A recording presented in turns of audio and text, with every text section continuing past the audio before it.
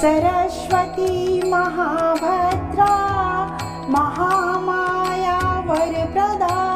श्रीप्रदा पद्मनिलया पद्माक्षी पद्मवक्त्रका सेवानुजा पुस्तकभृता ज्ञानमुद्रा रमापरा कामरूपा महाविद्या महापातकनाशिनी महाश्रया मालिनी च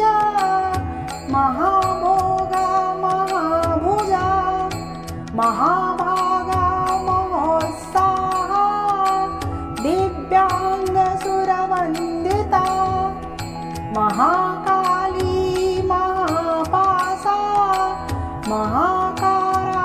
महाकुशा पिता च विमला विश्वाविन्दून् माला च वैष्णवी चन्द्रिका चन्द्रवदना चन्द्रलेखा विभूषिता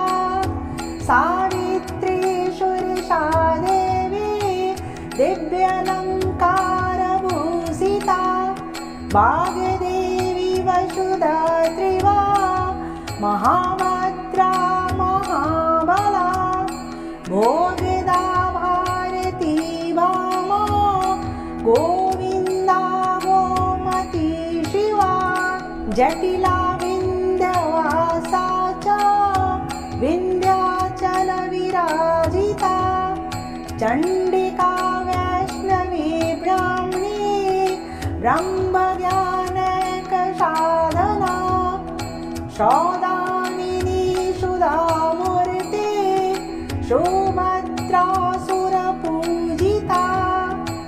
सुवासिनी सुनासा च विनिन्द्रा पद्मलोचना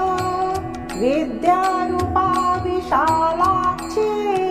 रंजाया महाफला त्रिमूर्ति त्रिकालज्ञा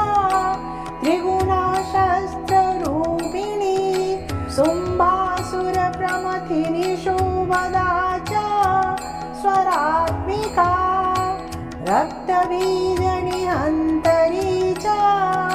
चामुण्डा चाम्बिका तथा मुण्डकाया प्रहरणा धूम्रलोचनमर्दना सर्वदेवास्तुता सौम्या सुरासुरनमस्कृता कालरात्रिकलाधरा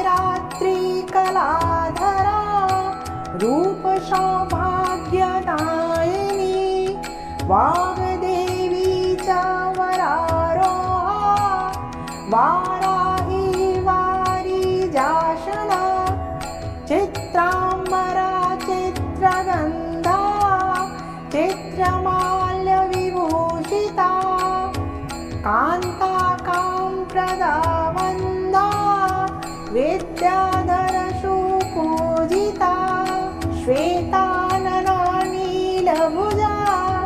चतुर्वर्गफलप्रदा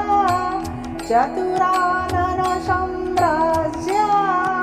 रक्तमध्यनिरञ्जना हंसासना नीलजङ्गा ब्रह्मा विष्णु शिवात्मिका एवं सरस्वती देव्या नामनामस्तोत्रं शतम् इति सरस्वत्याः स्तोत्रशतनाम स्तोत्रं सम्पूर्णम्।